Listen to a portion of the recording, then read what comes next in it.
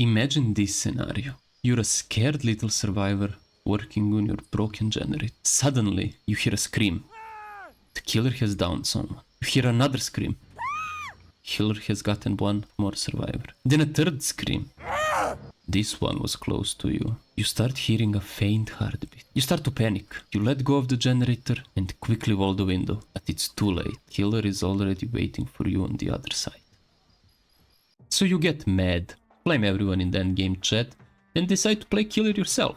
You don't know how. You only ever played the tutorial and couple of public matches, where everyone was 360ing you and blinding you to that.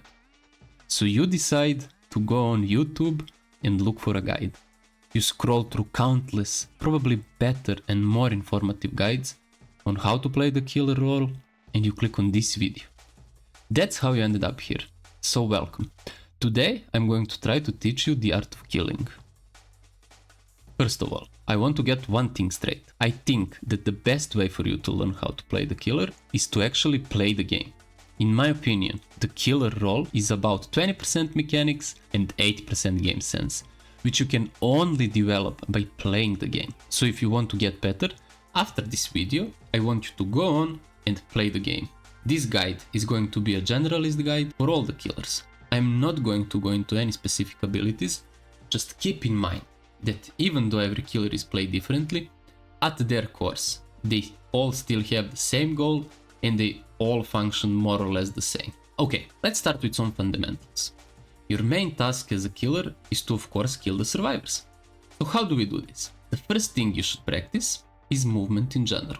Try focusing on not getting stuck on objects and try to get more comfortable with the killer's controls. I'm not talking about optimal pathing here. I'm strictly talking about getting a feel for the killer's controls. At first, movement can feel kinda clunky, so you should practice controlling your character so that the movement feels natural and you don't have to think about it while playing. There are a lot more things that you need to think about rather than movement, trust me.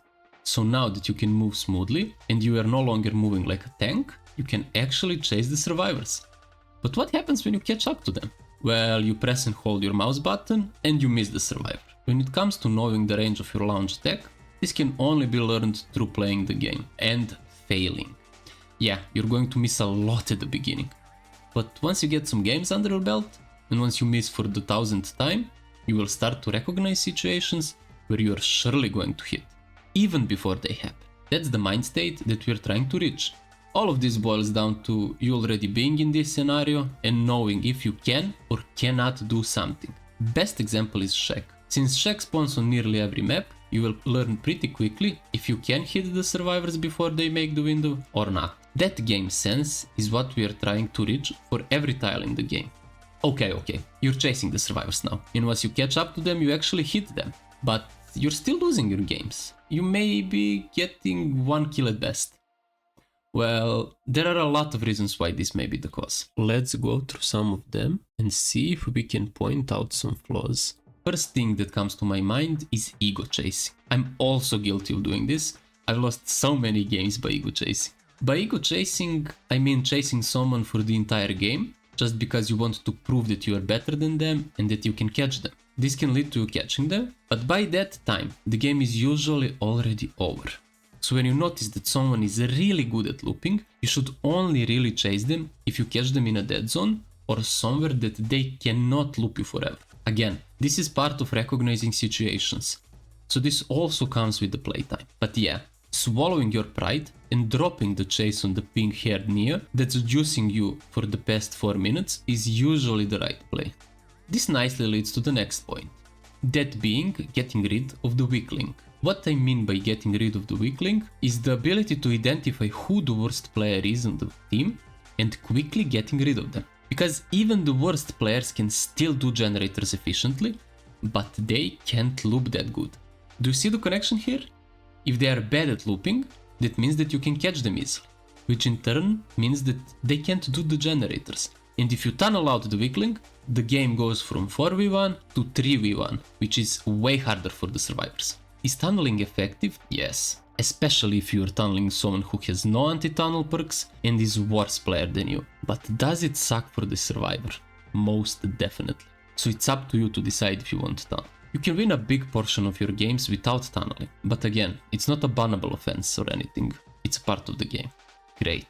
You're now better at recognizing who to chase. I would now suggest trying to learn how to loop some of the most common tiles. By this point you will probably have figured out some of the common tiles yourself, but you may have not been running them properly. So here is where you could actually look up some guides on YouTube. There are some really good ones. I would suggest Otzdarva's All Common Tiles Explained and How to Loop Every Tile Like a Pro by Corcade. I'll leave both of these videos in the description for you to watch. While learning the tiles, you have to take into consideration your power, because more likely than not, your power will decide how are you actually going to run that specific tile. All of these skills that you learned up until this point are called micro skills. They're basically the chases themselves, the power usage, running tiles the proper way, all of the mechanical parts of the game. Then there are macro skills. They are, in my opinion, a bit harder to get a grasp on, since in the beginning you're probably going to be focused on improving mechanics. So learning how to run tiles, learning the killer's powers, all of that stuff. And that is fine, but you will find out pretty soon that macro skills are as important as micro skills. Knowing who to chase, where to apply pressure, knowing how to push people towards dead zones, keeping track of the generators, layout of the map. All of these factors are something that newer killers don't take into consideration while they play. And yeah, when playing as a new killer, you're probably going to be focused on the micro skills, since that's how you interact with the game. Learning the killer's powers and tiles is naturally a priority, but at one point you should reflect and maybe review some of your games. And believe me, you will notice a lot of macro mistakes. There is no really a way for you to practice macro play. It just comes naturally when you play the game. You probably don't even realize how many more games you could have won just by having a better macro play. One thing that could maybe help you is watching some of the experienced players and trying to analyze them and compare their games to yours. You should try to think about the plays that you want to make instead of just going with flow. Now, with both micro and macro skills mastered, you are on a great path to becoming a killer main. Thank you guys for watching and have a great day.